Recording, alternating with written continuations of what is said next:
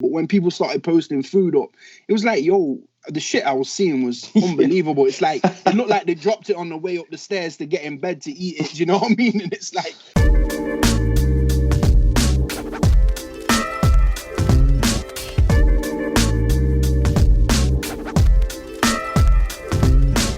Welcome back to Shotgun the Aux. It's your boy Tom, hosting again today from isolation. I hope you're all keeping safe and sound during lockdown, and most importantly, sane, and managing to find ways to kind of distract yourself from all this madness. Without further ado, we've got another very special guest on the podcast today. He's a rapper, artist, and chef extraordinaire, Not's finest, and one of my favourite rappers in the game right now, Juga-Naut, aka Jugz. Welcome to the podcast, man. How you doing? Yo, what's good, man? Thanks for having me. Oh man, any time, man. I'm glad we could make this happen. So, are you currently in Nottingham at the moment in lockdown? Yeah, I'm in Nottingham. I'm at home. I'm carving my niche in the couch. Like your dad used to have that special seat that your dad and your granddad used to have. That was like perfect. I'm working on that. So. Oh, I'm glad to hear, man. And so, what have you been doing to kind of keep your mind busy during lockdown? Besides the ass groove. I got back into The Wire again. Sopranos for like the 50th time. You know, they're like the Bibles to life. Yeah. But I've been working on a bunch of music and stuff when I can, because I do the chefing and the music and stuff. A lot of work's been cancelled, man. So I've been trying to work out different ways, diversify. Do you know what I mean? Yeah, it's a good idea, man. I think it's obviously like we're never gonna have this like level of work-life balance ever again. Do you know what I mean? In our lifetime. So no. I guess you're using it productively. But likewise, man. I've been rewatching The Sopranos. Yeah. It's been a long time, but I just finished the end of season 3.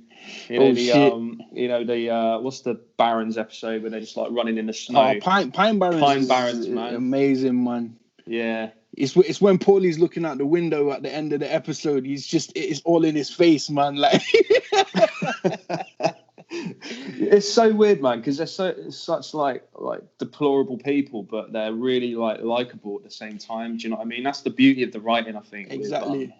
Yeah. That's life, man. That's like, you know, we've all got family members and friends that like, I know some people that have done some wild shit, and it's like, I love them, but they, you know, what can you do? You know, it's no one that's done stuff to the level that they've done. Well, a couple people, but you know what I mean? It's like, where do you know, because you can't choose your family sometimes. You can choose to leave them behind, but you know what I mean? It's like with them, I don't know. They're watching that almost feels like family members. It's like the most violent, crazy show, but it's got like I don't know, man. It comforts you in a way. Yeah, it's weird, man. I hear you, man. It's weird because The Sopranos, it's just like you forget sometimes because it plays out like a soap opera, and then you almost forget you're watching like a show about the mafia, and then something like real extreme will happen, and you're like, oh shit, yeah, now I'm back in it.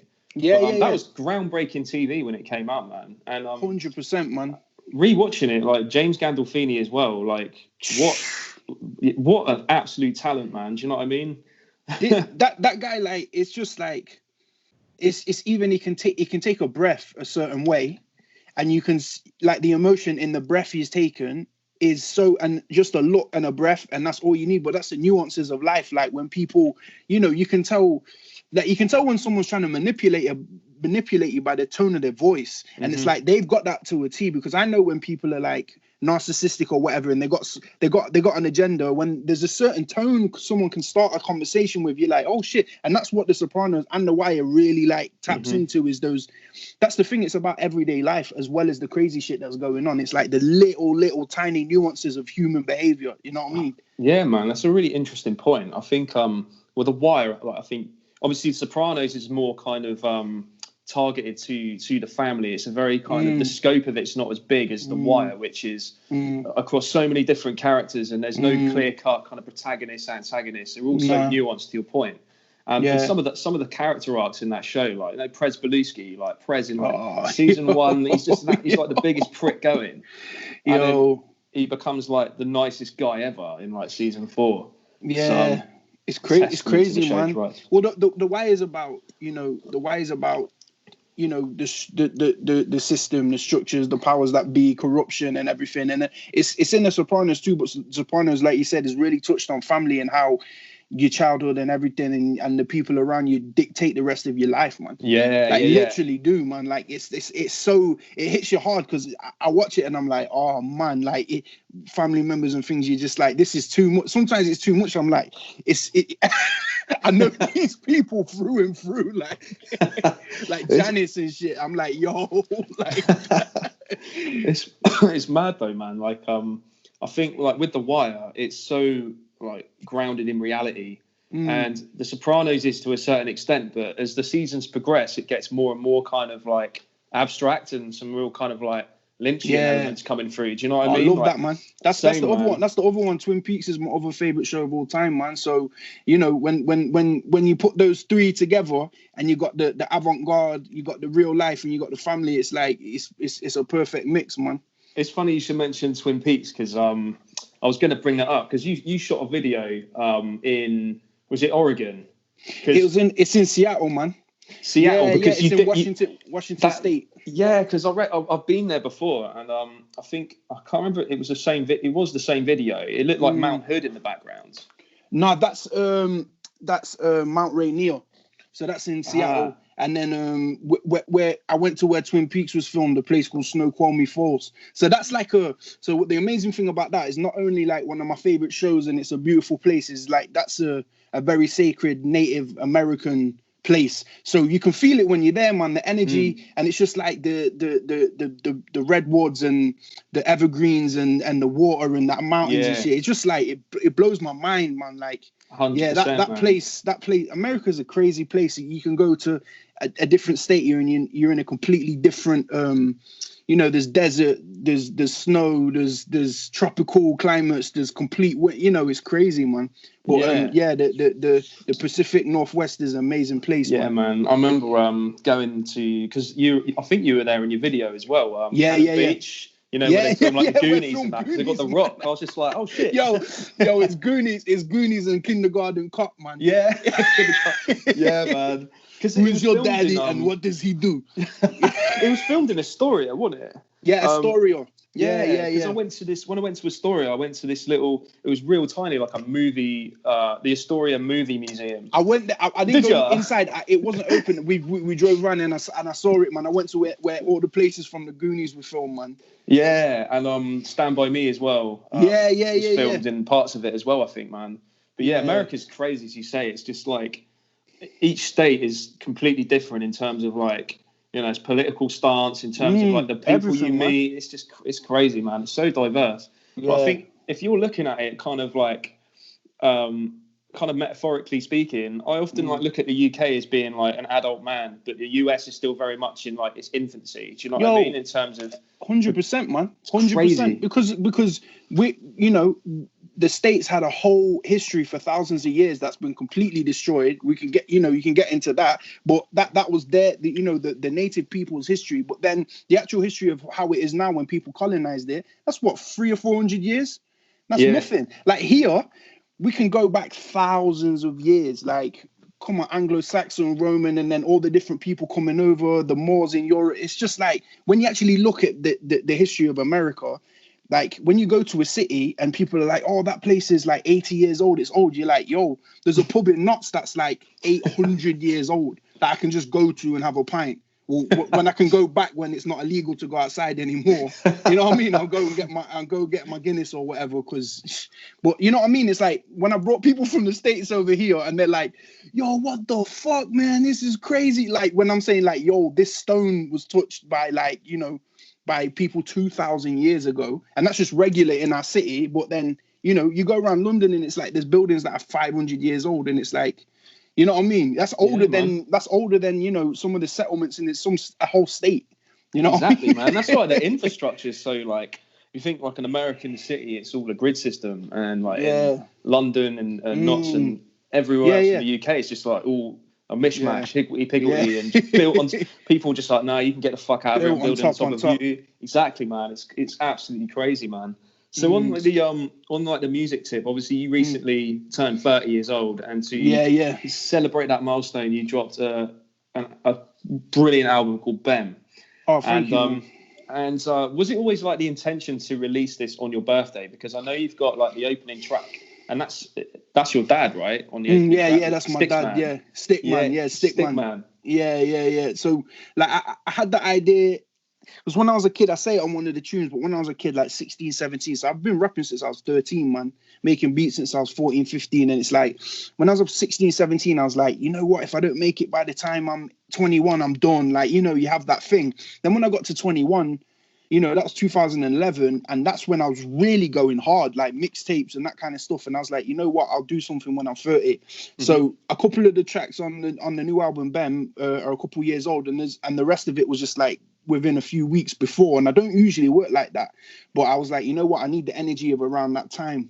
So yeah, that's where I got my dad, and he did it pretty much off the top, man. So that's crazy, man, because both your parents are artists. You come from like quite a creative background, right? Yeah. So my dad's a drummer and a poet, and also a visual artist. He teaches kids, like he just works with kids, and everyone in Notts knows him, Stickman. If you go to anyone, because he used to go in schools and do workshops, Black History Month, he used to go in and like do drumming workshops and get kids to taste like cultural foods and stuff like that. Like it's like cultural arts. And he was also signed to Factory Records in Manchester, which was like the Hacienda, and then there's big artists on Factory Records, man. So that had the whole scene. And then my mum used to make clothes in Manchester too, so they met each other in Manchester. And then my mum's also an artist. She was an art teacher, and then she's still making clothes and doing a bunch of stuff now. She also did the cover for Bon Vivant, my album Bon Vivant. So yeah. I'm trying to keep, you know, it's all in the family, but like my brother's a DJ now as well, and all my family love music. And you know, I was so lucky to be brought up around the people I was brought up, man. I had such an education from a young age, man. Like from 2-3 years old, it was like showing us records and teaching us. So yeah. It's in your DNA then, man. Yeah, man, I can't do anything but this. Yeah. Nah, man, what a life though, man. That's sick. I mean, like Bon Vivant, and that's translated to one fond of good living. And I love the whole package of that album. Do you know what I mean? Just aesthetically, like all of your releases, man. I think. Oh, thank you, man. No. On a serious tip though, I think it's you seem to be very considered when it comes to releasing music and thinking of the complete package rather than just kind of drip feeding a single here and there, which is quite common now. It's very much like, right, here's the physical media, here's the merch, here's the music, here's the album, and it's just like, that's, you know, as a collector, that's exactly the kind of thing that you want from an artist. Especially, how prevalent is that for an independent artist, do you think? Like, how important? There's quite a few people doing it now, but it's not something that was set in stone to do, man, because of like, you know, YouTube fame with videos, or the mixtape era, which I come from, or like, you know, throwing something up online now. It's like you can get buzz quickly, but for me, it's like that's what people deserve. You know what I mean? To me, it's like you got to pay homage to, you know, the people that came before. I am, you know, I'm 30. To a lot of the people I know, I'm still young. But to the younger dudes I know, I'm fucking old. Like I'm done. Like people are calling me an OG and Notts. It's like, what? Like, you know what I mean? And it's like, but the thing is, it's like, you know, I come from the era of literally back in the day. You go and buy the CD, the vinyl, the tape when it came out. I remember going to buy, you know, Cameron's album comes out 2002, whatever. I'm going to buy it. You know, whoever, the new Jadakiss, the new whatever, I'm buying it. I'm still reading the liner notes, as well as at the same time, I'm young. I'm still going out to buy The Chronic, or I'm buying Doggy Style, or I'm buying, you know, Illmatic in the same way, because, you know, they came out before, but I still needed that. There's the physicality. Yeah. The physicality of it is so important, because that on its own is a piece of art, and it's a timeless cubicle of that. Yeah. You know. Yeah, man. I think it creates like a memory as well, doesn't it? You remember the first time you held it, the first time you just like opened it and put it on and sat there and listened and really digested it and really listened to it. That's the thing, digesting it, and it's, you know, everything around an album is a creative product. The artwork, you know, the mixing, the mastering, the actual music itself, everything there is related to someone and a human being that's put an element into there. And that is so important to not just throw it away, man. And that's the thing. It's like, now I'm always throwing up all the stuff that I've done, because I can't, this is, you know, I can't not just leave it in the past. A lot of people, like, especially actors and stuff, they're like, they do the film, they get paid, and then they're like, I can't watch it again, because also most people are perfectionists. I'm not exactly a perfectionist. I always thought I was, but I do something. Most of the tracks I do, I mix them as they're done, and that's it. Like, and then when it comes to time, you know, it gets mastered, and then, you know, because the agonizing over it can just fuck it. Like, there's so many projects in the vaults or whatever that I just like, it's just too many, especially with there's too many hands in the pot or whatever. It just gets crazy, man. Speaking of kind of throwbacks, so those cellar sessions you did with your dad, like, you posted one yesterday on Instagram, man. I was just like, God damn, so I had to go back on YouTube and watch a couple. It just works so well, man. How did that come about? I mean, obviously, like, you and your dad must be incredibly close and do that kind of stuff musically anyway. And he's involved in your projects as well. So Well, how did that come about, man? Well, with that stuff, like, we've got a bunch more planned, but like that cellar, that's at my parents' house, like just up the road, and like that cellar, from parties, everyone used to be down there. With my dad's always had his drums down there, and like our house was like the party house, so that's got energy in there, and the reverb in the room alone is amazing, like, and the fatness in there, so it's just perfect for it. Like, the actual sound of the room is super dope, which we're gonna do a beat. We're gonna do some break packs and stuff like that for producers and stuff and things like that. But like, that just came about because I was like, it was literally like, my dad was like, oh, let's do some stuff, and I was like, you know what, let's do a couple on one day. So we recorded 3 on one day and just put them out, and then it's just the rawness of like rhymes and a break. That's the original form. But at the same time, it's like the one I posted up yesterday, it's double time. The track I did that on, you know, that verse is from an old track that, again, I didn't want that just to be left in the past, where it's like, oh, that was done. It's like, no, the verse is fucking good, man. Like, let's not just, you know, there's a lot of ego involved in hip hop, and it's like, you know, you can say you're amazing, you're the best, but then it's like, oh, that's done, on to the next. But at the same time, the ego that's involved is you're scared that wasn't received so well, so I'll pretend I didn't even do that and I'm on to the next. But the thing is, it's like, if you fully understand and believe in what you did at that point, there's still merit in it. And there's a lot of people I find that they're churning stuff out, but the merit's still there in the stuff you've done. It could be a verse, it could be a beat, it could be anything, but you never know how people feel about that. Do you know what I mean? You almost have to sit back and like give stock in what you've done. Do you know what I mean? And think, like, take stock in what you've done and just be like, you know what, I was proud of that. Do you know what I'm saying? I think that's a really like good kind of bit of advice, because I think there's almost like a misconception between kind of pride in what you do and arrogance. Do you know what I mean? 100%, man. Upon. Yo, and that shit, like, I find that difficult to navigate. Like, that's why I try and I don't put too much personal stuff out online, because like there's so much amazing music, but once I hear people's personalities and you see how people are, it just turns you off, man. And you try and separate the music from the artist, like the art from the artist. But when someone's like saying they're like the fucking greatest thing in the world, or fuck everyone, or it's just too much. And it's like, as well, it's like, oh, my next album's going to be the best thing in the world. But maybe a lot of the time it's because the last one wasn't received as well, or didn't get as much, whatever. And it's like, still hold that as your baby and keep it going, man. There's no sell by date on music. And I think that's, man. And in especially in hip hop, it's like, it's all competition. Everything's competition. So it's like, I got the next thing, onto the next thing. Here's the next one. Here's the best thing. I've got the best thing. And it's like, yo, like, you can still do a video for a track he did 5 years ago. Yeah. Do you know what I mean? I remember there was Capadonna did a couple videos for songs off his like the big album he had, and it was like 10, 15 years before. And that shit was amazing, because it was like, you can see how the music is timeless. And that's the key, trying to make timeless shit, man. Timeless is an interesting word, because we had Tenchu on the podcast last year, and he quoted that. He was just like, what's the big deal about being relevant? Isn't music supposed to be timeless? And it just kind of always like resonated with me. Do you know what I mean? Because obviously music is subjective and it's very kind of personal to the listener. But it's very important just to kind of do your own thing, stay in your own lane, and ultimately release what you want to release. Do you know what I mean? Exactly. Yeah. And you're always going to have an audience if you, regardless of how big or small your fan base is. Do you know what I mean? Because you're staying true to yourself. Yeah, definitely, man.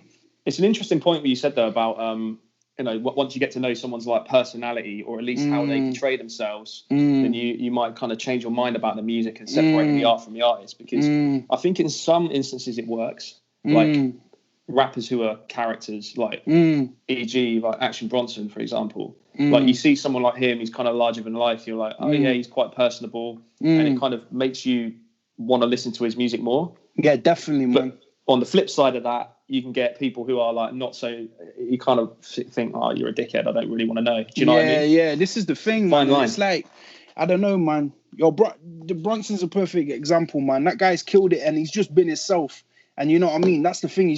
That's the key. It's like everyone always wants to shout, keep it real, you know, but keeping it real is just, and you know, and sometimes hip hop feels like the schoolyard, man. And it feels like everyone's trying to be, you know, earn brownie points or be a certain way, or I can do this on my own. But it's like, it's so hard to just be yourself. It's scary as fuck. And there's so much ego, and especially in masculinity, is so fragile, man, that like, especially in hip hop, it's so fucking hyper masculine that it gets ridiculous. Do you know what I mean? It's like everyone's trying to prove themselves at all times. Like I do it. I say I'm the best rapper in the world because if I don't believe in myself, then who will? But at the same time, there's 100 people that are telling me I'm amazing. So why do I have to fucking keep saying it?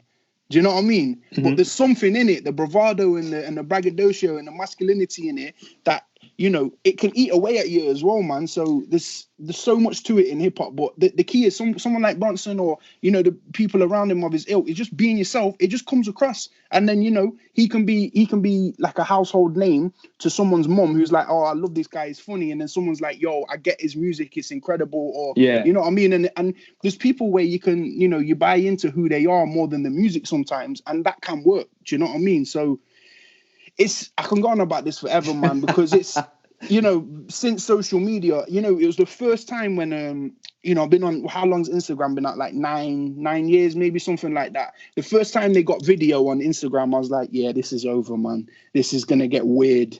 Like, as soon as you can film yourself instantly and put it up and it be there, it's like, you know, the cringing I was doing, even like, you know, whenever that's happened, I was like, man, I don't know. But now it's just commonplace, man. It was make or break. Do you know what I mean? Ooh, yeah. But you know, people probably think that about me, man. They think, what the fuck is this guy doing? You know what I mean? It's like that's the only thing. Everyone's got an opinion now, and you can instantly fire it at someone, you know? Yeah, that's very true, man. That's very true. I think like, everyone is like their own like biggest critic as well. Do you know what 100%. I mean? So before you put something out, like, do you ever go through a kind of like, you know, do you ever go through kind of anxiety or anything like that, and you think, or do you just think, well, I'm used to it now, I've done it a million times before, and this is me?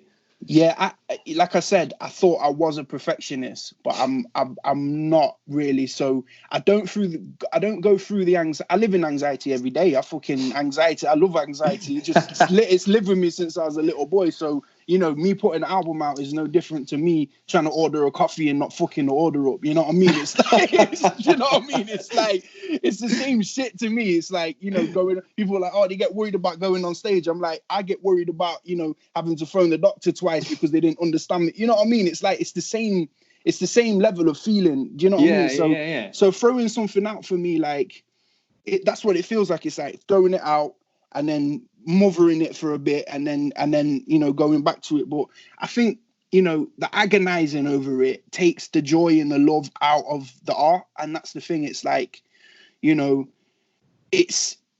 there's something in the moment, especially when you're putting something out. So like I put BEM out for my birthday. That was a complete moment. It's me in my feelings of being like, I'm turning 30. I've got my dad on there. I've got different feelings and elements I wanted to put together. And then here, you know what I mean? Here's this fully rounded thing. And I didn't agonize over it. Like I did the artwork myself. And one night at, you know, 1:30 in the morning, I was like, I had this idea for years. I'm like, let me do it. And it just worked. So I was like, cool. You know, I didn't send it to 20 people and say, do you think this works? Because people's input is great, but then it makes you doubt yourself even more than you're doubting yourself. Do you know what I mean? So Yeah. And there's also kind of like, well, I don't know about you, but for me, there's like select people I kind of put stock in, and I value their opinion. So, but if you kind of like oversaturate that and get too many like opposing opinions back, then you're just going to end up like you spiral out, man. It's easy to spiral out, and it's like you probably do it with the podcast. You're like, did I say this the right way? Did this come across? This 100%. Did you, was the lighting right? Was the audio right? There's so many, like look at our thought patterns.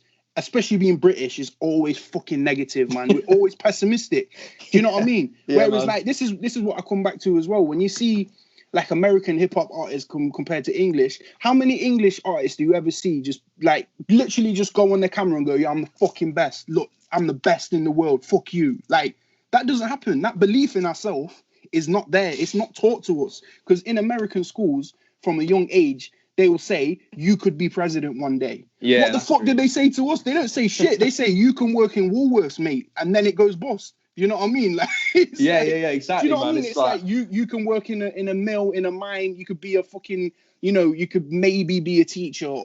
We don't get lied to. There's no myth. We don't get given the myth of the house and the picket fence and the dog and the kids, and we just get told just get 5 GCSEs and fuck off. Do you know what I mean? It's like, so in America, the level of self-belief is through the roof. Mm-hmm. We're just, we don't have that same. Yeah, man. Until they're faced with like the crippling reality of things. Exactly. And we're ready for it already. We're like, set for life, it's man. Fucked already. So you know what? I'm done. So if this is my thing, like I've had so much shit in my life fall through, like so much shit. Yes, I thought. So when good things do happen, I'm like sick. Gas yourself up, man. Exactly. I was like, yo, I'm doing this podcast today because if it don't happen, then you know what? It's just a message. But it's happened, so I'm happy. You know what I mean? It's like yeah, exactly, man. Exactly. And it's only taken like a global pandemic for it to happen. Do you know what I'm saying? Yeah, because I wasn't coming down to Bournemouth, man. Nah, man. I wouldn't have expected you to. Because I know when we chatted before, you said you were like based sometimes in London. So I'm sometimes in London. My brother lives down there, and I go studio there a lot and stuff. So it's like, we maybe could have made it happen, but I needed the Learjet. I needed the Learjet with the triple Hennessy shots on the way. You know what I mean? And I hear that, man. Just knock yourself out and wake up. All right, yeah. I guess this I'm in Bournemouth. Crazy times, man. But when you obviously like background in chefing, or you are a chef by trade, right? So what did you get into first? Was it the music or was it the cooking?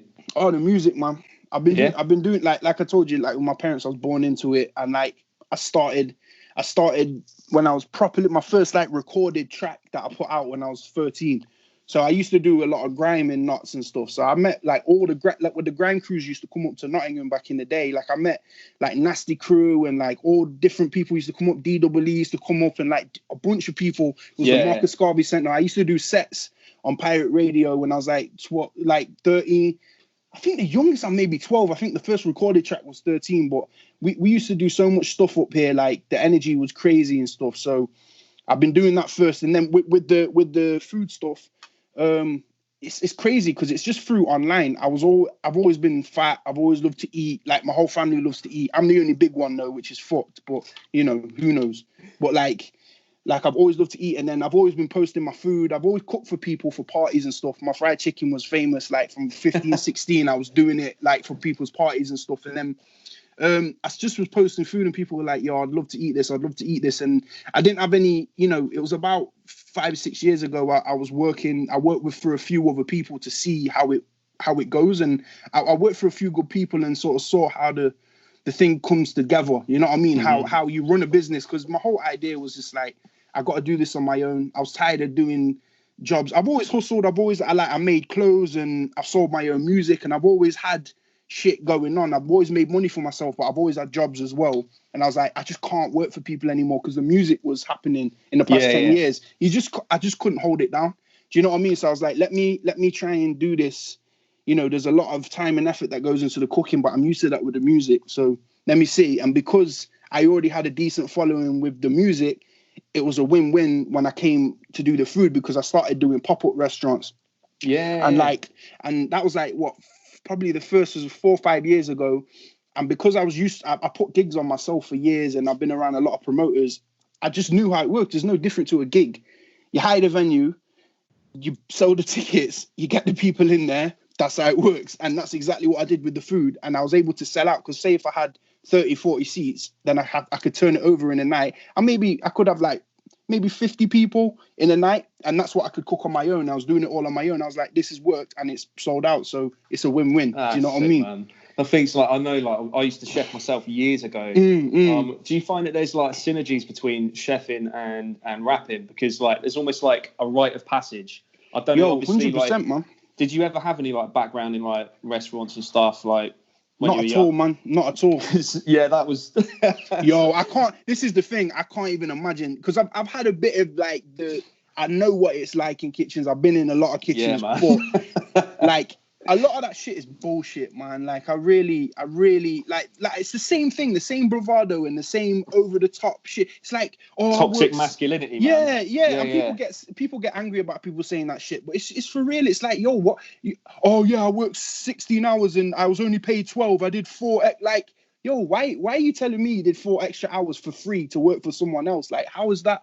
Yeah, what are you gaining from that, man? Like, everyone's like kind of got coke habits and all kinds of shit as well. Do you know? Yeah, everyone's man. hitting it's just like music, man. It's just like music scene, man. Like, yeah, it's crazy, man. But there's you something gotta get about through it, man. You gotta get through it. It's the same thing. Long hours. You know, you're using your time and stuff. So, but it's just, I don't know, man. Like, there's always something to prove, and it's like, because the thing is, when you're cooking, when you're in the kitchen and it's busy and there's no way out, the bottom line is you just got to do it. So you just try and keep your head level and just get through it and be methodical. And that's the thing. It's the same in music. It's putting the album out. You be methodical, because if you lose your head and you spin out, you're done.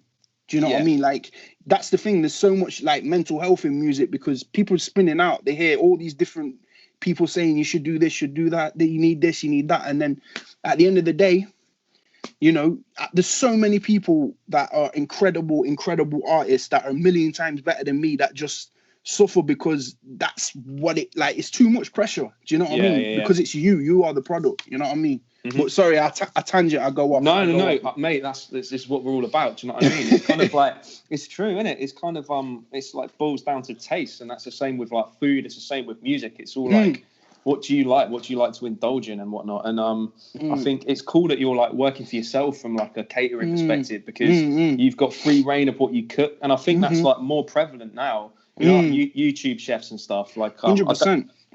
Are you a fan of anyone in particular? Because do you know like Matty Matheson and I know Matty. Like, I knew that from all the Vice stuff. Yeah, man. Those guys. I went to his place. Bit there, man. That's yes. Yeah. Yes, Matty. I went to his I had a good burger. I went to his spot when I went. I think it was 2014 when I went to Toronto. I went to his spot there, Parks and then Labour. Yeah. I went there. They were doing like English roast dinners at one point, and I said you'd kill it out there doing English roast dinners in the States. People don't know about roast potatoes there, man. It fucking changes their life when they taste that roast potato. But there's who do I like now, man? I like have you heard of Manchi? Yeah. The Korean woman. I like her. She's funny, man. And then there's a few other people. You know, I like Ross Kitchen. You watch Ross Kitchen? Mate, I'm just all over the YouTube shit, man. Like, if it's I've been deep in YouTube since it dropped, like since it first came out. I was sending my brother some videos the other day with shit we used to watch in like 2006, and he was just like, "Nah, man, you're fucked up. How did you find this shit?" I was like, "Yo, my favorites go deep. Like, they're like 3,000 or 4,000 deep." Have you ever watched Chef's Night Out? Yeah, I like that, man. So, man, here's a concept for you then. Like, if you were on that show and you were like going out with your mates, just like on a restaurant crawl, pub crawl. And then you had to go back to your establishment and then cook something up whilst like off your face. What would you put together to feed everyone? Oh shit, man.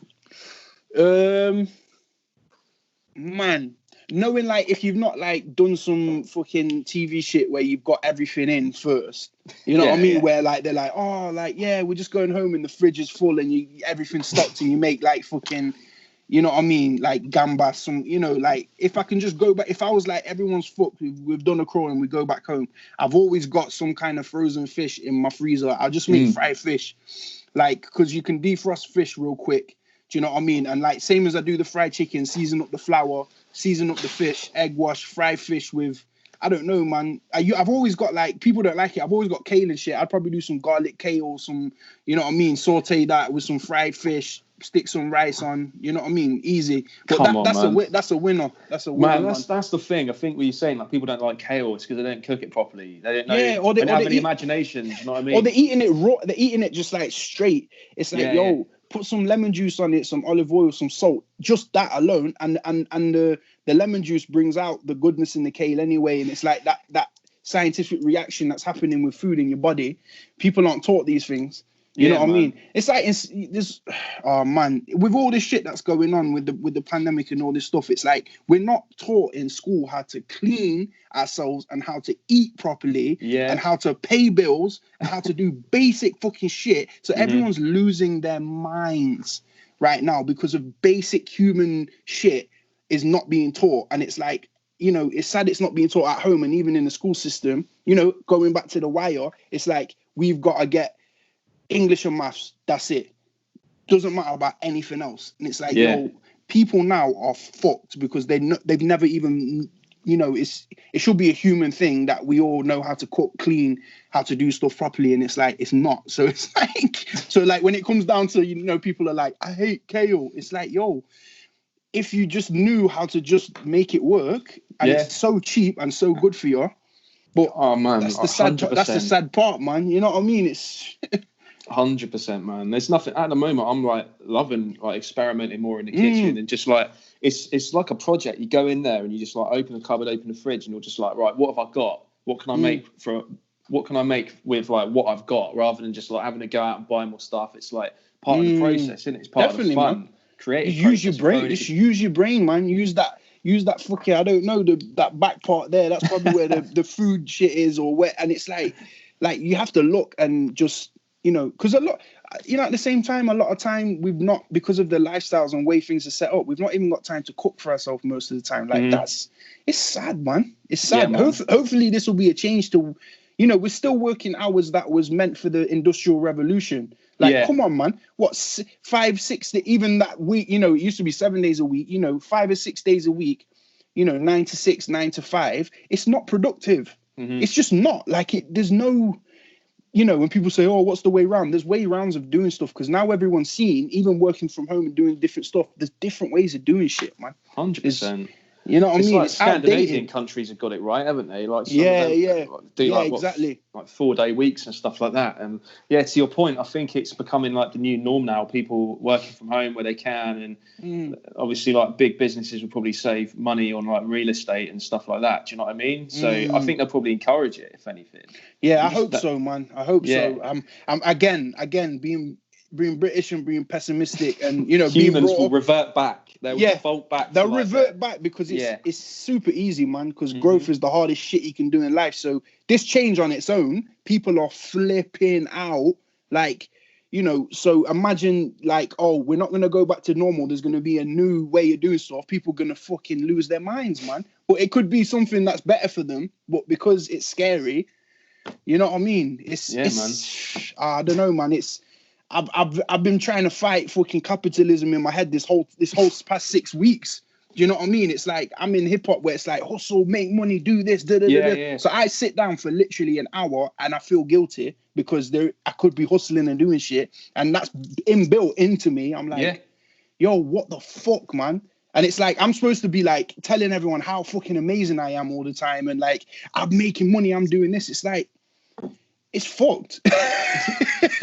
Yeah, man, it's a bit of a it's a kind of like it's like major like contradiction, isn't it, that we're all guilty of.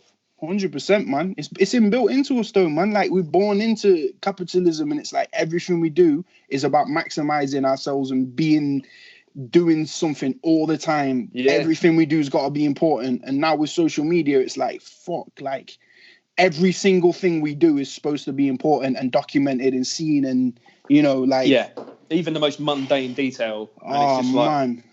it's a weird impulse, isn't it? It's just like, I know what, I'm going to share, like, to your point, it's kind of different because I do this all the time, like, because I chef as well, like, share, like, photos of food. I think on one of your cooking videos, like, at the end of your barbecue, and you were just like, modern age, you just put it on Instagram because you got to make everyone jealous of what you're making. I'm just like, that's real talk though, isn't it? It's just like, true. You know what? I'm fucking better at cooking than you. Here you go. Well, like back in the day when everyone was like, when, not even back in, I don't know what I'm saying back in the day because it's only, 6 or 7 years ago. But when people started posting food up, it was like, yo, the shit I was seeing was unbelievable. It's like, it looked like they dropped it on the way up the stairs to get in bed to eat it. Do you know what I mean? And it's like, something shouldn't be shared. This is wild. This is wild. But, and a lot of the time when I'm posting up food, it's not at the forefront of my brain. Like, I want to make people jealous. But at the end of the day, this is what it does though. Like, and I have to remember that, like, no matter what you do, there's someone that's going to fucking hate you for doing it. Do you know what I mean? And it's like, man.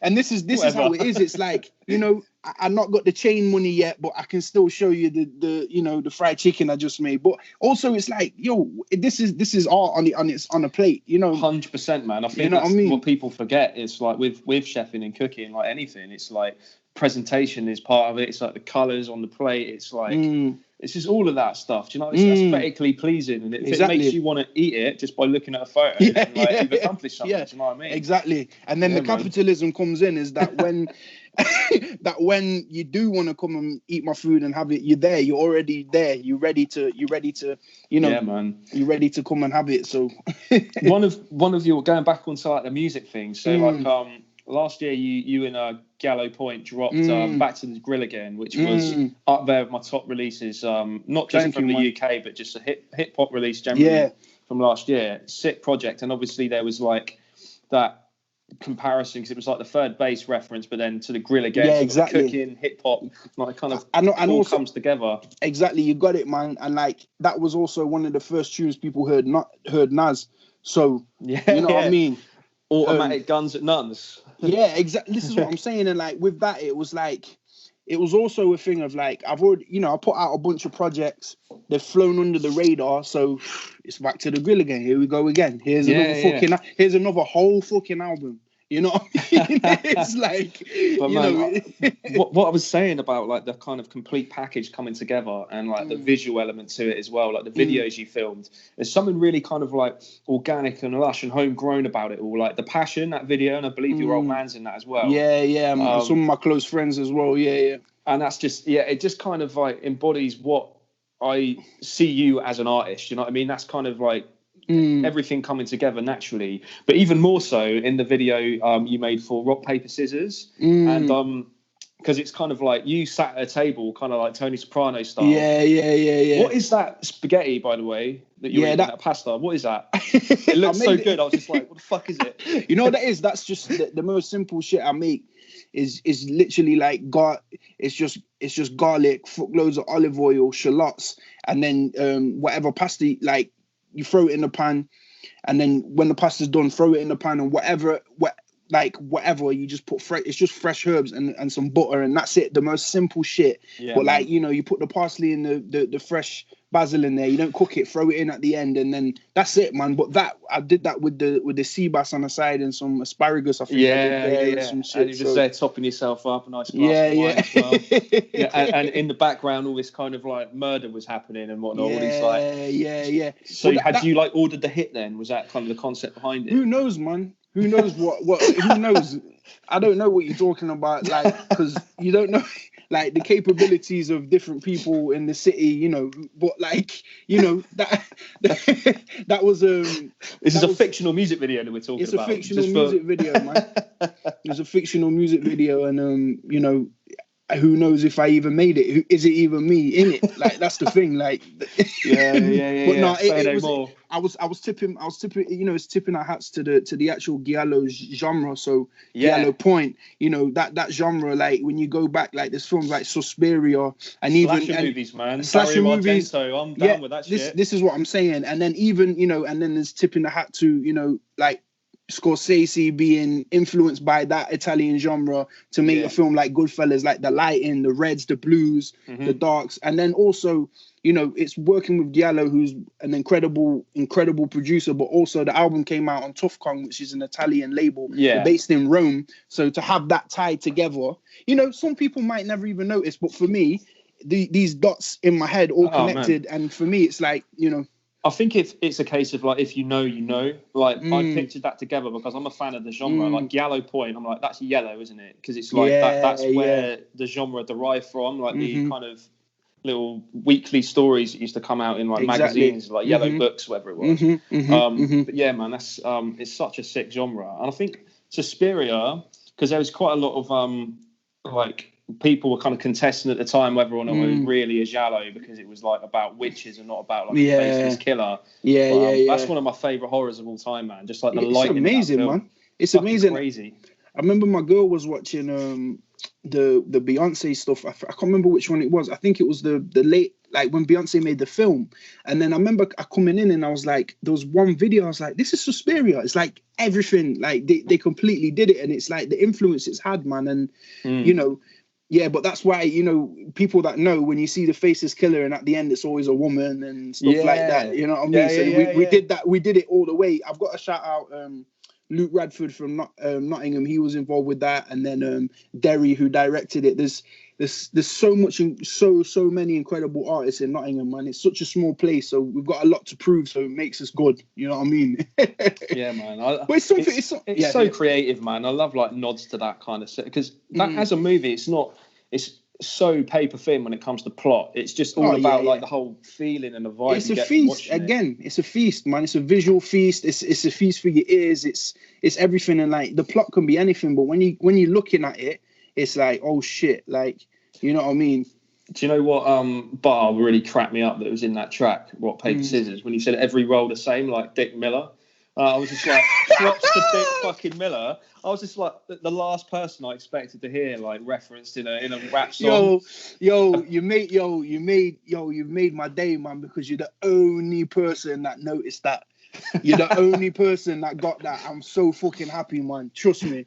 Have you ever seen Chopping Mall with Dick Miller? Yes. He just gets electrocuted. Dick Miller in every single one, man. Oh man, I have to watch Gremlins again, man. Yeah, man, he's in like everything from the 80s, isn't he? Like he's in it's so always many. Him. He basically is. It basically is him. Whatever. It doesn't matter what his name is. It's just Dick Miller, man. Yeah, man. So I think like from a kind of like music video like perspective, you've kind of got obviously an appreciation of the kind of the 80s and 90s and all that throwback retro stuff, especially the stuff he did with like Triple V. Definitely. Like Vandal Savage and Capo. So the Bozo Boy stuff. Yeah. And, you made little kind of promo videos for that some time ago, didn't you, when you were on tour?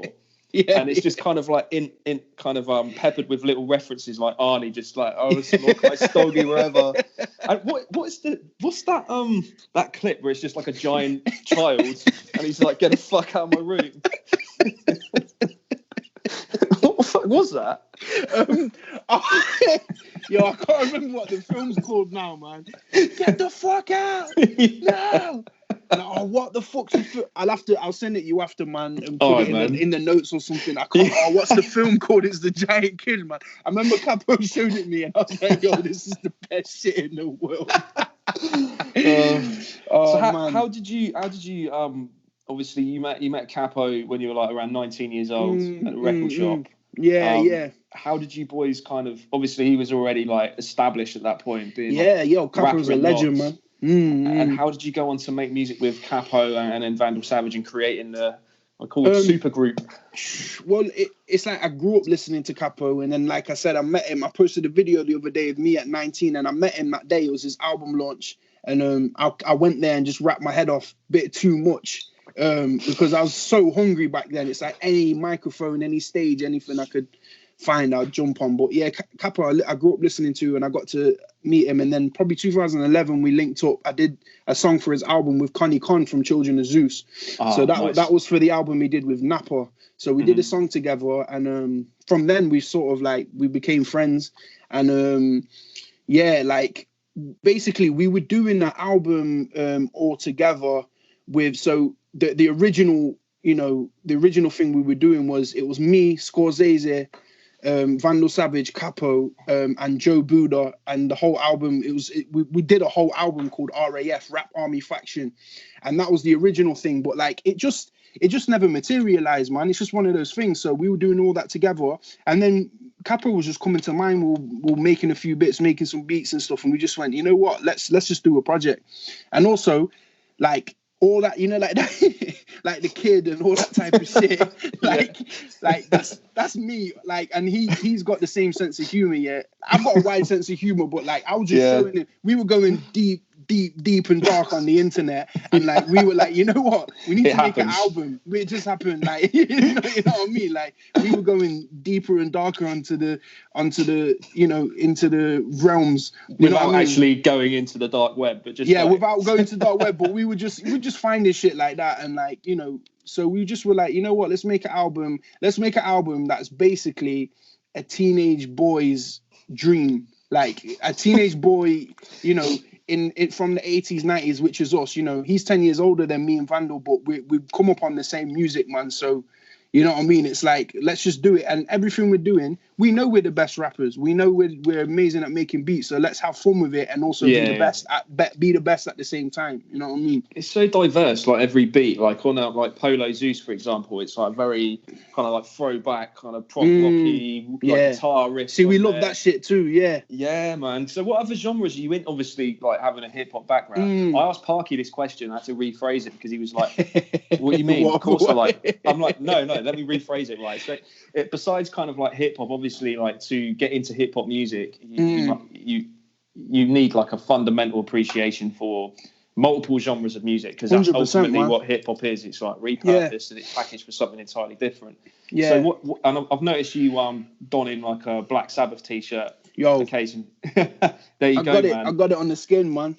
I got it on the skin. So you're a metal fan as well, or is it just kind of like... You know what? I'm into a lot of metal. I'm into a lot of like doom, stoner doom and stuff like that, because it comes from Black Sabbath, so like Crowbar and shit. But Sabbath for me, their music is the most incredible shit in the world. Like, because it sounds like where they're from. It's just straight working class, raw, fucking poor, Italian and Irish, whatever, raw music. And that shit to me hits me in my heart every time I hear it. But it's the blues. It's blues music, man. Yeah. And that shit is like, as metal as you want to say, like Ozzy's a blues singer, man. Like the way he does stuff is, but I'm into literally everything except for like, I can't do music that doesn't have soul. And that's up to me to determine, like, whether it's got soul or not. And it's like, I like the most shit I listen to every day is like 90s house music and like music from the 70s. That's, between those two, because that shit is the most soulful shit in the world and where it comes from. But like, I can't do like, I gotta cut it off like Gabba music. Man, yeah, come on, man. Yeah, you know what I mean? You're preaching to the choir there, man. I can't quite get to Gabba. Like I've tried, but like I'd rather punch myself in the face. Yeah, that's an apt comparison, actually. I'd say. But I might have to go to a forest in Russia. It might be different. If you're dropping something and you're in a forest in Russia, it might be, a different... Context is everything, man. Do you know what I mean? But maybe not so much when it comes to Gabba. But, any Gabba heads listening to this... shout out to you, man, because you know what? You're more metal than the metal dudes if you can listen to Gabba. Like, you know what I mean? If you can listen to Gabba and keep it moving and have a regular job, you're fucking amazing. You know what I mean? But, I'm everything. And the thing is, the beauty of hip-hop is... Everyone who fully fell in love with it and realized how it's made and where it comes from is now a music fan. Not a hip-hop fan, a music fan. Because you can't help but go back. The excitement you first felt when you were a teenager and you found out that Dr. Dre sampled, you know what I mean, David Axelrod, and you're like, oh, what the fuck? Like, or, you hear that track on the radio and it's on Smooth FM, you're like, wait, but that's... Yeah. But that's they've copied. No, that's the original sample, man. And that's, and once you go back and as a producer as well, it's the best shit in the world. It's the best shit in the world. It's just finding new old music. Really rate that, man. I think it was It was like Apathy sampled a King, Starless by King Crimson, and that's like probably one of my favourite prog rock tracks of all time. And the guy, one of the guys from the band, King Crimson, like lives quite like locally around here. Oh shit! Yeah, Robert Fripp, his name is, man. But Robert Fripp, I know that name. Yeah, man, and I think that's why it's kind of. I heard it and I was just like, damn, that bass line is familiar, and I went back and I was just like, damn, that's used so well. But it's just like that kind of moment you hear it and you're just like, oh yeah, you know what I mean? There's nothing that beats it, man. And the step up that beats it though is finding a sample yourself, being like, yo, this shit here is the best shit in the world, man. Like, but it's crazy because like I said, like with my family and friends and parents, like I was literally born into a musical household, but it's like a lot of the stuff I listened to, I was able to find myself and then bring it back to my parents and say, like prog rock, like, you know, my dad was into everything and my mum, but they weren't that into prog rock. They were on the free jazz scene, they were on the funk scene, and like my dad listened to Jethro Tull, but that was about it. He didn't go deep into the like I'm listening to fucking like Polish prog rock and thinking like this shit is the best shit in the world, and my dad would have never have found that because he was still going into the crates of, you know, Brazilian or Afro-Cuban music or whatever. So that's the beauty of it as well, you know what I mean? Yeah, man. I think right, hold on a second, I've got something here. Oh shit.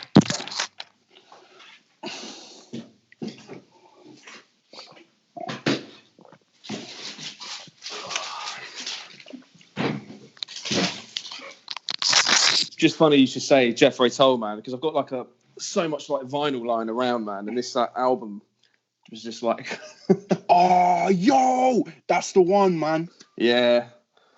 What's it called again? This was that cover there. I remember seeing it when I was a kid. Rob's Records in Notts, man.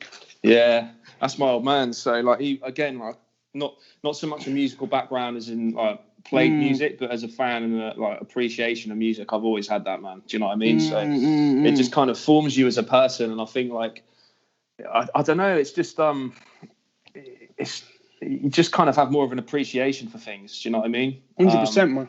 Yeah, I rate that, man. But from a hip hop perspective, I know you're a fan of Big Pun. Who else has kind of influenced you in terms of like style, delivery, or did you kind of find that on your own?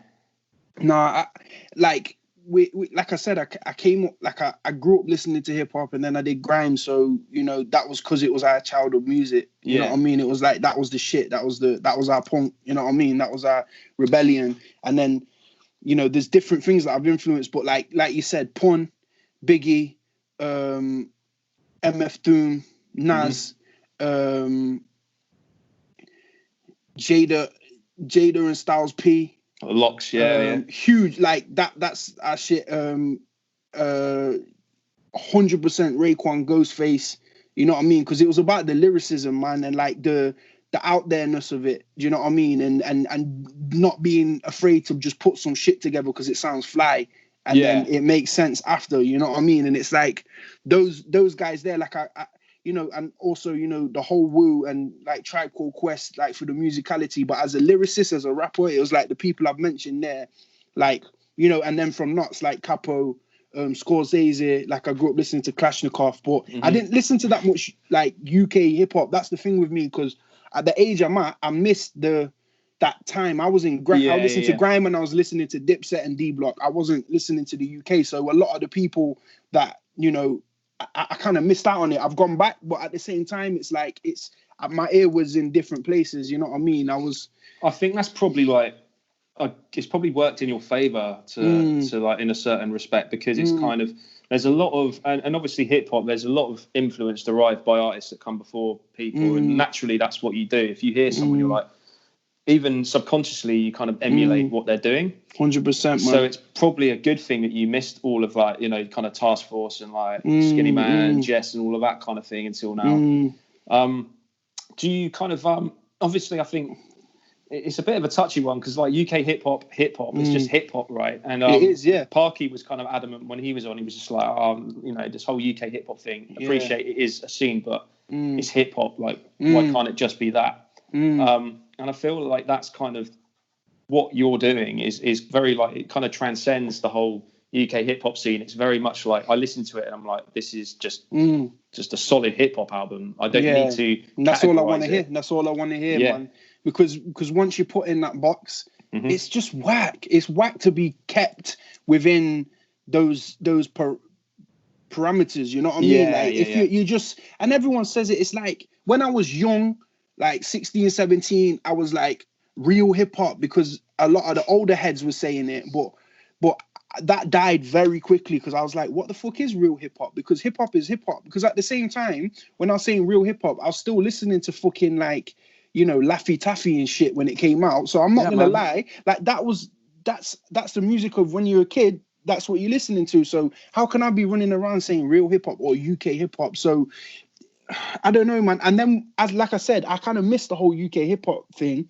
And then going back, it's like it doesn't resonate with me in the same way. Fucking Skinny Man resonates with me 1,000,000%.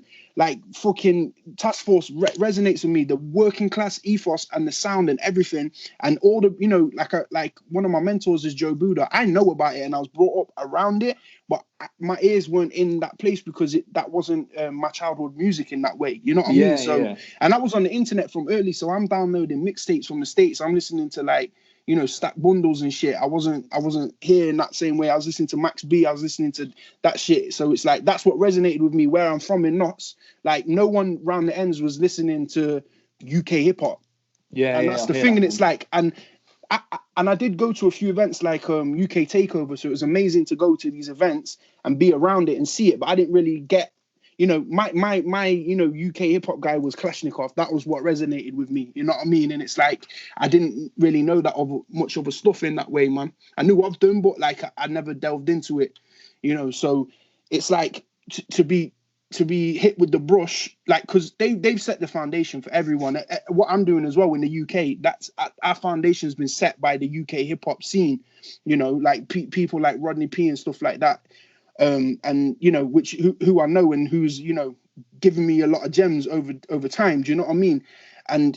But the thing is, it's like, when I don't think any of these people, I don't ever want to speak for people, but I don't think anyone really likes to be tarred with a brush without being asked first. Do you know what I mean? So media and, you know, at the time, magazines and blogs, you know, like stuff that isn't as relevant anymore would say this is a name, a genre, something you could say on radio, on the BBC. This is a UK hip hop artist. It's like, I'm a hip hop artist from the UK. And that's what turned people off from the rest of the world straight away, because they're like, oh, fucking tea and crumpets, here we go again. Where it's like, they could be saying the hardest, best shit, but you're from the UK and you're a hip hop artist. Some people in the States don't even know the word UK. They only know Britain. Like, are you I remember going to New York and this girl was like, are you from British? I was like, no. Do you know the Queen? Are you from British? I was like, yo, but you know, at the same time, with me and how I came up putting my music out, I had more of, this is the maddest thing. I've had more, and you know, 4 or 5 years ago, I had more of a following when I looked at my shit online in the States than I did here. So I worked on that, you know, and going to New York, I felt so at home there. Do you know what I mean? That's the mecca of what we do. Yeah. You know, 100%. So it's like, and also, again, sorry, I'm going off, but no, you know, mate, I'm loving it. But again, it's like the people I grew up around and the people that were legends from my city, you know, like Scorsese, Capo, Mr. 4-5, these different people that and out the Ville, there's so many people to mention. They still always had the trouble that London wasn't accepting them. Again and again and again and again. And it's like, you go to London, or even, you know, even the most recently, people have been said they can't listen to me because of my accent, or you're the only rapper I like from outside of London or outside of, you know, and it's like, yo, broaden your horizons, man. If you can't, you know, if you're like humanly turned off by an accent, then I understand. But if you're just being biased and being a dickhead, then, you know, but it's like I was saying, like with all these people, I saw how much they were like pushing and pushing and pushing. It's like it turned me off trying to be part of something that I didn't think I was going to be part of in the first place. So let me just do what I'm doing, fit in where I'm comfortable, which is find somewhere on my own, somewhere that's a big enough slot for me as a, you know, 23 stone man. I'm fine, you know what I mean, where I fit. You know what I mean? Because I went to like Boom Bap Festival and stuff. It was cool, but when we got on stage, everyone walked away. So, do you know what I mean? I just don't know, man. It's like, yeah, that's the thing. I think it's there's like gateway labels and there's gateway artists that like if you're just kind of tapping into hip hop, there's almost like a bias. It's like, right, I'm just gonna go watch these guys. But if you really kind of know, I think you're like definitely one of those artists. If you appreciate, I'll be a rapper's rapper forever, and I'm just coming to terms with that. And I'm paying the bills off music now, so I can't complain. There you go, man. I might not be a household name in Norwich, but fuck it, like, you know what I mean? It's like, do you know what I mean? It's the thing is, it's like I went to hip hop events where where we come from, we dress fresh. We come from not a lot, and we want to be something. And people were dressing down on purpose. It just blew my mind because I was like, bro, like if you go to New York, the poorest kid from Harlem is still keeping his kicks as fresh as possible, and you're like moshing and fucking spilling red stripe on your shoes. It just made no sense to me. There's like an element of like appropriation to a point where it's of course, there always is, man. And it is very kind of cringe-inducing, that kind of stuff at times where you see that, because it's just not. I guess it's like hip hop to a certain extent, but yeah, to your point, man, it's I've noticed that as well. Hip hop, right? The thing is, right? Hip hop is hip hop. Hip hop is a culture, and it's a way of life if you love it and you're in it. And a lot of people like rules. Like hip hop can be so fucking conservative in the way of like, this is how it's done. You don't do it like that. You can't listen to that. You have to wear this. You have to do that. Yeah. And it's like, people love to thrive within the rules, but the people that originally started the genre that we're all involved with broke the rules. So what the fuck's your problem? Like, why do you get to dictate? Why do you get to dictate who we are, how we do, what we dress like, what we, your jeans are too tight, your jeans are too baggy, your fucking hair's pink, but your hair, you've got a skinhead, like, it's just fucking boring, man. Just let people do what they're doing. And if it's not for you, it's not for you. It's not for you. Yeah, 100%. like, yeah, man, 100%. That's like, do you know what I mean? What everyone should live by. Do you know what I mean? It's just like, just do like, you. Just relax, man. Like even when we did the Triple V stuff, and it was like, it's a different element. People were like, oh, there's hi-hats on this track. You're like, yo, fucking relax, man. Like, man. Like, oh, I can't listen to this. It's like, which bar was it? Which track was it? The bar you spat where it's just like, oh, just because it's boom bap doesn't mean it ain't whack. Yeah, that's on Crispy. Yeah. Just because it's boom bap doesn't mean it's not whack, man. Just because like you're keeping it real. It's fucking boring. It's like listening to a cardboard box, man. Like I'm staring at a cardboard box. Like, bro, like, and especially like if it's paint by numbers, right? This is the thing. This is why, like, this is why dudes from the streets get on, because it's interesting to listen to the shit going on. They've got a backstory. They've got a history. They've got this. They've got pain. A struggle. They've got struggle. They've got this and that. So if you've not come from that, come from your angle. Because if you're just going fucking smoke weed, like, do you know what I mean? It's like, mate, do you know what I mean? If I want to listen to like Psychosis, Paranoia rap, you know what I mean? I'll listen to someone that's from an ilk that's got it. But it's just like, I don't know, man. It's hard. It's very difficult to be tarred with a brush that involves a whole shit when you're not sitting in there. You know what I mean? That makes sense, man. I think you're right. I think if it's what you're rapping about should always be kind of like true to your own story. But unless you're kind of like a concept rapper and 100%, it all depends on kind of what your thing is. As long as it's like done with integrity, do you know what I mean? And it's sincere, it's genuine. That's kind of, because it's so obvious when it isn't. Do you know what I mean? But again, man, it's all subjective, isn't it? It's like, it is completely, man. But it's still interesting to talk about. But I want to get onto that point though, man, because on like BEM, your latest album, and like throughout your previous projects, so you've got kind of like almost kind of carefully selected features. I know like Stu Banger's like produced a couple of tracks on BEM. Yeah, he did that shit with Ill Bill and like Cannibal. And yeah, man. I mean, that's sick in itself. But I mean, like one of the guys I wanted to talk about, and I think I messaged you when the album dropped, and I was just like, I'm gassed to see Oliver Rees on there. Because, that lad is so talented, man. I always see him on like Instagram, just like shredding on his electric guitar, and then he's just like rapping this like crazy, spitting a crazy verse. It's just like, damn, man, this kid needs to be discovered in some capacity. Do you know what I mean? He's just a talented guy, man. And like, I was putting an event on in Notts called Fresh Out the Oven. It was like I had a main act and then it was an open mic, and he just came to an open mic one day. That's how I linked up with him. Yeah. And I realized I had him online, and then he just blew me away. And then I was able, because he won the open mic, I put him on the next show, you know, and I was able to pay him, because no artist should be doing free shows. No artist should be doing free shows. No, nobody. So don't fucking ask me to do any more free shows, and don't ask anyone, even if they're on the come up, to do free shows, because it's out of order. But anyway, even if I could only, because I didn't have much money, but I was getting a bit of money from where I was doing it, and I could pay them. And that's the thing. Like, with him, like, he came, he smashed it, and then I was like, this guy's so lyrical, man. And then he had just something about him.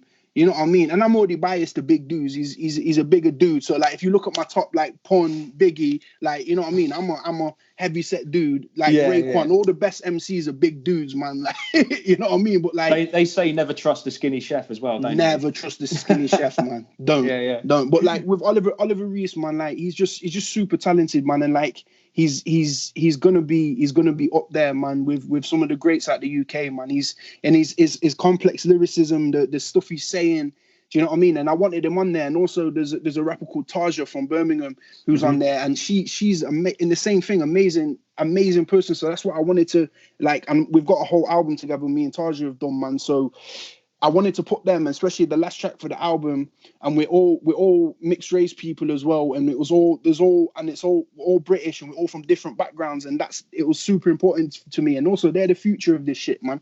And I'm not even at a level where I can like be like putting someone on. I'm still trying to, you know, I'm still working up the ladder myself. Even after 10, 15 years, I'm still on the ladder. But if I can shine a little light on what people are doing, I will. Do you know what I mean? That like humility will like carry you even further through life, man. So like, I hope so, man. It will, man. 100%, man.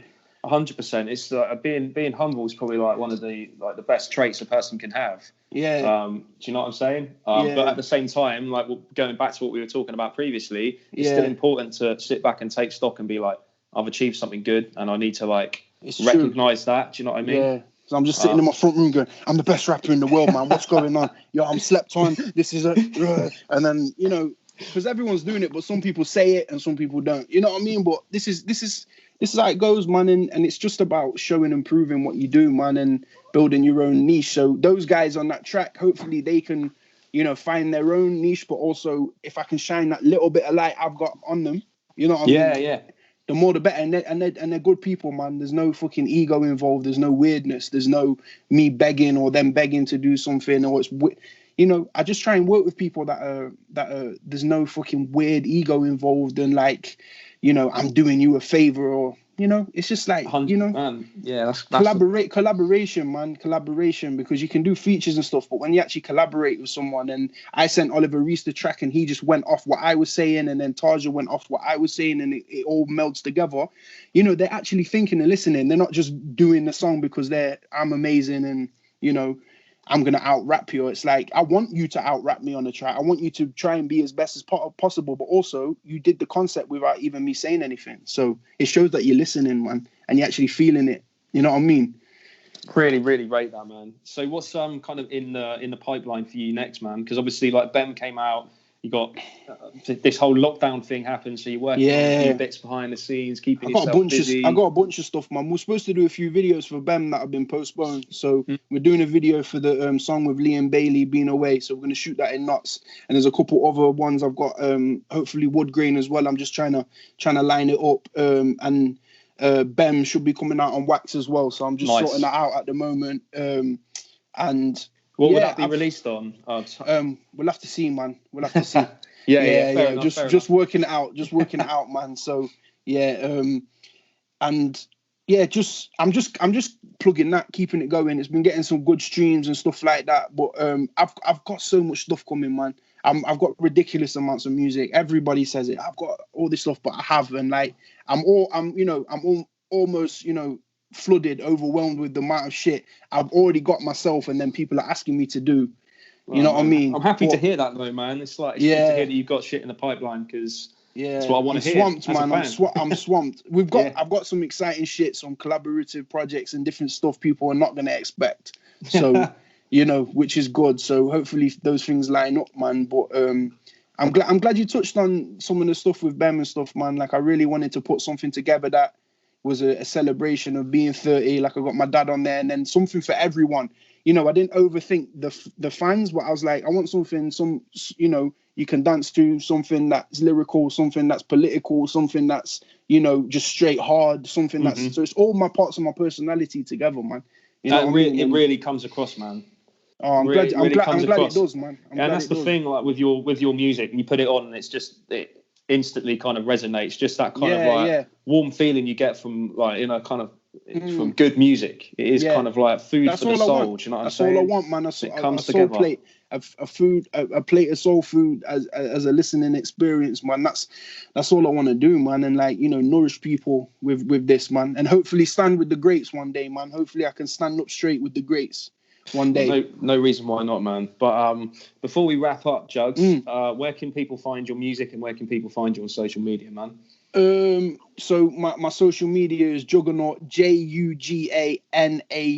So that's at Juga-Naut on Twitter, Instagram. I'm mostly on there. That's the main shit. I got Facebook and stuff. It's just Juga-Naut. So you spell my name Juga-Naut. That's the important one. Don't forget the hyphen, people. Don't forget the hyphen. It's like Doom, all caps, man. It's all caps. But yeah, and then my Bandcamp, Juganaut.bandcamp.com. I've got Juga-Naut.com as well. Everything's on my Bandcamp. My whole back catalogue, everything's there for the last 10 years. There's some underground mixtapes from when I was younger that might be circulating. Who knows? Those ones are a little more embarrassing though, but fuck it, you know. When this drops on YouTube, we'll have the links in the description amazing. Below, man. Yeah. So make sure to hit that up. Some sick physicals on there as well. Yeah, all the physicals on there. I've got Wax out there, Back to the Grill Again, Purple Door. You know, shout out to everyone I work with. Shout out to Vandal Savage, Scorsese, all my people, Capo, everyone that's on BEM. There's so much good shit out at the moment, man. And anyone that's saying there's no good hip hop and nowadays is lazy as fuck, man. Just reach out, man. I was talking to Ryan Proctor the other day. I did an interview with him, and you know he's been writing for years, from the New to the Old School blog, and he's been blogging for years. And he was just saying, like, you know, he's of the older generation, but he says, you know, there's so many people that say there's no good shit out. They want to live in that zone where they were. It's like, yo, the scene for like raw, amazing hip hop is so vibrant right now. There's a renaissance, man. Agreed, man. And it's beautiful to see because it came around. I saw it 10 years ago when I was plugging away. I was like, yep, we got Rock Mars, we got Brunson, we got people of this ilk, you know, that's ticking away and it's happening and people are and it's come full circle and come around and it's in an amazing place. And I'm selling tapes in Japan. What the fuck, man? That's mad, man. Like, it blows my mind. I'm putting stuff in an envelope, sending it to Berlin, like a tape. Like and that keeps me humble, man. That keeps me humble. People, it gets to other people's head, but for me, I'm like, wow, like, yo, I just appreciate it, man. I just appreciate the love, man. Oh, that's making it, mate. Do you know what I mean? It is. Regardless of like how you define that. Exactly, man. Exactly. We don't come from making other people feel stupid because they ain't got money. It's like, yo, I'm just paying the bills off what I love to do. I've won. You know what I mean? It's been a pleasure, man. So like in that track Sorrel and Ginger, you say that you make the same face in every photo and you're no fun, but I beg to differ, man. You've been a lot of fun. See, he's smiling right now. So, this is what I mean. Though. This is what I'm saying. My personality. That's me doubting myself again. I'm always doing the same pose, man, or some. I don't know what to do with my hands. That's what Connie can't shout out children of Zeus. That's what Connie's always saying. What do you do with your hands when you're a grown man? When you're in a photo? Do you know what I mean? Yeah, it's real talk, though. Yeah, just I don't know, man. So thank you so much again for jumping on the podcast, man. It's been a pleasure catching up and looking forward to hearing the new music. And in the meantime, I'm just going to go back to BEM because it's sick. Yeah, and hopefully I said something in this podcast that'll get me cancelled. I'm waiting to get cancelled, man. That's when you know you've won. When you get cancelled on Twitter, that's when you know you're killing it. Real talk, man. Well, you can find us at Shotgun the Aux, all platforms. This will be on YouTube, Spotify, all digital platforms over the next couple of weeks. So stay locked for that. And when you're listening to it, it won't even matter because it will be out. So what am I on about? But Juga-Naut, man, it's been an absolute pleasure. I hope you stay safe. Definitely, man. Sane, yeah, you too. And hopefully we catch up in person soon, man. Yeah, man, never been sane, but we'll see. Yeah, we'll catch up in person, man. Yo, respect, man. Salute. Thank you for this. Peace, man. Peace.